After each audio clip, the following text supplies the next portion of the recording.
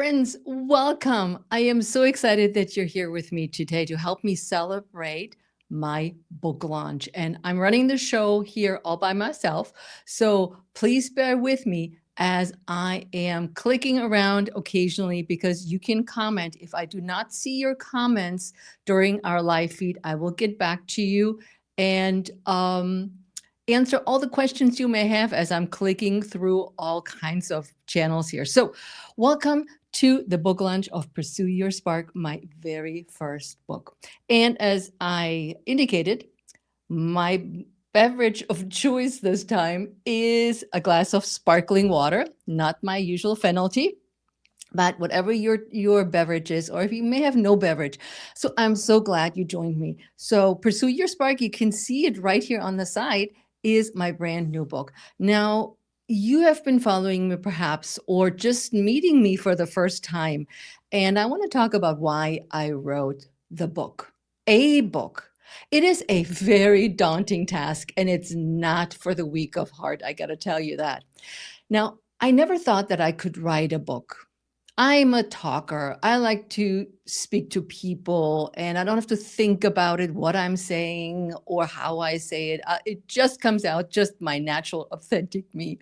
Sometimes maybe a little bit too much for many people. But, I saw so many of my friends writing books, and I was in awe of them. And I said, wow, they're all writing books.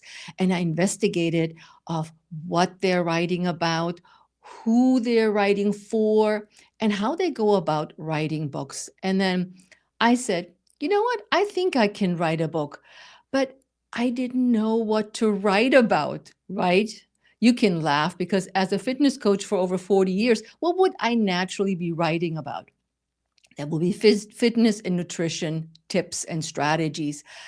But so many of them already. And this is not the heart of what I wanted to talk about, but I wanted to talk about what I encounter every day in my studio, in my programs at Pursue Your Spark, of where we women and some men as well in midlife need help. And that's not with another bicep exercise that looks cool or another squat variation. It's more about what's going on inside our hearts and inside our minds that will make the difference in whether we are achieving our goals or where we end up with our midlife goals. Now, the book came to be very simply. I kept pondering, what should I write about? One of my clients, a longtime client, had gone away for the weekend to visit her daughter. And you can read about this in the book. And so she went to visit her daughter, and she had told me about how much she's taking care of her husband, what's going on with her husband, and that she felt like she was just stuck all the time and she couldn't do what she wanted to do because she didn't know how. She felt guilty leaving him alone. She felt guilty when she was not going to meet up with her friends. And so she visited her daughter. And she came back and she looked at me and she said, Heike, I feel like myself. Not like myself again. Not like something I was in the past. And I had associated feeling like myself was more about what did I look like in my 30s? What did I feel like in my 40s? I want to be that. That's what I always understood. But when this person walked into my studio and she said, I want to feel like myself, it clicked. It just was, it was an aha moment that I said, yes, this is it. This is what I'm going to write about. Not of who we used to be, but who we are becoming now in midlife. And the trigger of the book was just that comment. That meant to me, I would go out and buy books on writing books. Well, listen, guys, I am a fitness expert, and everything you learn and I teach, or I learn and I teach to you and show you how to do is researched. It has hand and foot, as we say in German. But you know that this is not just hearsay. This has been tested, true, and tried. If you think about my intermittent fasting journey. So I just don't adapt things. I'll test them out. And then once I think this is good enough, you guys learn about it. But so I bought those books and I started reading. And then I bought some software and I started writing. And I had written 400 pages. I was so proud of myself. And if you are a writer, you say, Heike, how many words is that? I have no idea. I'm a fitness expert. But then what do you do with your book? So actually, my editors in chief, Reaching and Rooted, found me. And we have created this amazing now 9 or almost 10-month partnership, because it took me now 18 months to write the book. The book has a starting point in when you said, okay, I want to feel like myself. One of the things that we might feel is that we are disconnected. We are disconnected, just like this client told us about, from where we are now and where we want to be and where we want to go in our second half of life, or even sometimes in our third act, depending on your age. And as you go through life, you may not see those gaps that are opening up because they have become so accustomed. And in my client's case, it was, I'm taking care of my husband. This is my job. This is what I do. I love him and I'm his partner. So that's what I'm doing. But the gap for her became wider. And the wider the gap becomes, the more you feel disconnected from what it is you want to do. You feel dissatisfied. You feel unhappy. You feel maybe that there is no light at the end of the tunnel. And so I tackled the gaps first, because once you have the gaps and you're going, man, I'm really not happy here. What can I do about it? You are onto something. But what if you do not recognize the gap?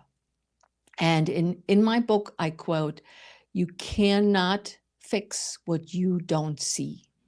If this is all hunky-dory and this is just how it is, because we women are supposed to just say yes to everything, and yes, we're doing it, and we're doing it gratefully, and we're doing it without feeling guilty. Does that ring a bell? Then what's left there for us? And this gap becomes a trap. And the trap manifests itself in very different ways. And again, I talk about the 5 traps very in detail in the book. And one of them is the perfectionism trap. If nothing's ever good enough, we get stuck in the cycle of improving and rewriting and recreating and get dissatisfied. And this goes for fitness, this goes for nutrition, this goes for your jobs, this goes for how you raise your children if you still have children at home, or how you cater to your beloved other person. And so the trap becomes something that we feel or might feel we're stuck, like in quicksand. We can't get out of it. And we don't even know where to start.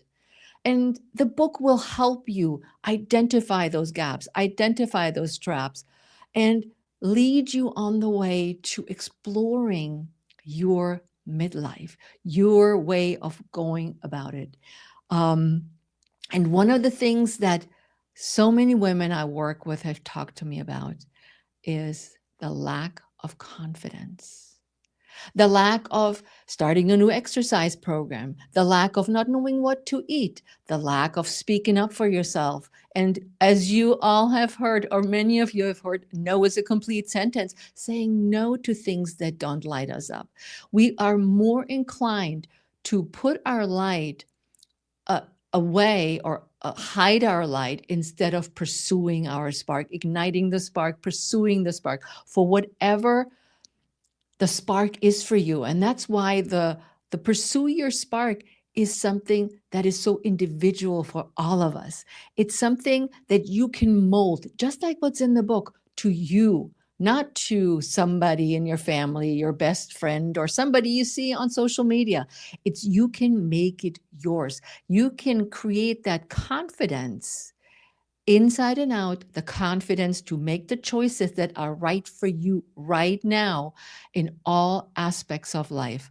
And confidence shines through. Confidence breeds self awareness. The feeling of walking into a room and being seen instead of not seen and not heard and going under is just one simple example. So, when you read Pursue Your Spark, what can you expect? You can have, no, let me rephrase that. You have 6 worksheets that are there for you to QR code, download it to your laptop or whatever you download your information to your phone, and work through the worksheets that will help you through the different chapters in the book. And the book is set up so that, hold on, I got to take a drink. And if you comment, please comment wherever you're commenting. I'm checking on Instagram. No comments on Instagram just yet. So I'm going back to my live studio. So cheer with me. And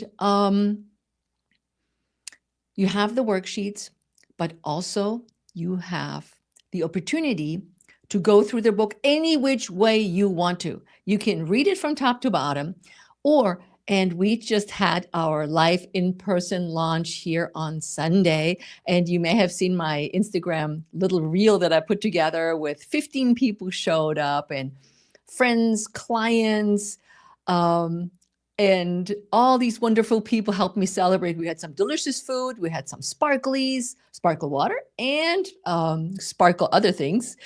And it was such an amazing community. And I wanted to bring that community here. And one of the questions I got, and I invite you to ask questions when I'm done with my little presentation, is that she said, you know what? I just lost my job. I no longer have a job. I can't find a job and I don't know what to do.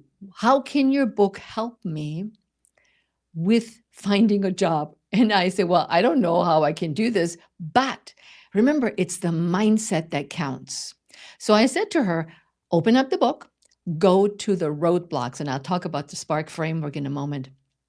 Go to the R for roadblock, read that chapter, see what it sparks inside of you and what you can take away from that chapter that may help you in a different way to look for a job, in a different way with a different mindset. And so I touched already on the Pursue Your Spark, not the Spark framework. And the Spark framework is leading you through the entire book to where you're scanning what's going on, to where you're laying out a plan, to where you're taking action, you're overcoming the roadblocks, to where you, what I like to say, I mean, it's supposed to say keep momentum, but my language is more like kick ass and put the gas on the pedal and go and reach for the stars and do the things that you want to do. Maybe you don't even know when you start reading the book what the momentum you need is. So open it up, read the stories that I wrote about me, and somebody said, I didn't know all these things about you. It's like, yeah, well, it's also a book about stories, about my story and as it relates to midlife and about pursuing your spark, and also the stories of my clients, their wins, their successes, their challenges. And you may find yourself in my book, but be assured I changed location and name. So if you find yourself being Violet, it may be you. But I wanted to make sure that everybody has privacy, except for my stories. My daughter said, who also came to my book launch, she said, Mom, did you keep my name in there? And I said, yes, I did. She's like, well, people can Google me anyway, so no problem. But locations as it pertained to me and my past are all true. So you can read through the book with me. So you have worksheets, you have steps, you even have 3 women as an example that walk with you through the books, the book. So let me check on Instagram if I have some questions or comments here. Nope, I don't have anybody over here, but I have here on my live stream, Chris has popped in. She's in California, and she's like, I wish I could have been there. Chris, I wish you could have been there too. It was fantastic. So now let me read a passage out of the book. Okay, let me move my mic a little bit. It's 2008, and I'm standing at the starting line of the Cherry Blossom 10 miler in Washington, D.C., feeling the electric energy of the crowd. The funny thing, I hadn't even planned on running this race. One of my clients had a last minute conflict and gave me her race entry. I figured, why not? I hadn't trained specifically for it. I was only running about 3 miles at the time, and it would be the longest distance I have ever run. But I was curious. I wanted to see what I was capable of. So I ran and loved it. The single race sparked something in me, an excitement, a hunger for a bigger challenge. Instead of just moving on, I leaned into that curiosity. Later that year, I signed up for the Montgomery County Roadrunners Beginner Marathon Program. I thought, this is fun. Why not take the next step and run a marathon? The truth, I had no idea what I was getting myself into. One of my first training runs, I asked my coach, what should my goal be for this marathon? His response, well, you're a first timer, you should just focus on finishing. And that answer didn't sit well with me. If you know me, I'm a little bit competitive. I didn't just want to finish. I wanted to see what I was capable of. During the race, the head coach, Andy, pulled me aside and said, if you finish the race, you could qualify to run the Boston Marathon next year. That simple statement changed everything. Suddenly, the goal wasn't just to get across the finish line. It was to chase something I'd never thought possible. A Boston qualifying time meant finishing in 4 hours. I felt bold, maybe even impossible, but it lit a spark, and that's all I needed. Fast forward to race day, the Marine Corps Marathon in Washington, D.C., my very first marathon. I had trained hard, but I wasn't doing it alone. My friend Patricia, a real name, and I had planned to run the entire race together, she by my side, just the way we trained. And for most of the race, we did. But around mile 22, things changed. Patricia started to slow down, and she hadn't taken in enough nutrition during the race. And I could see it in her eyes. She looked at me and she said, "Go get Boston, Heike." I hesitated for a second. Leaving her felt hard, but those words lit a fire in me. I picked up my pace, legs burning, heart pounding, not just to finish, but to chase something bigger.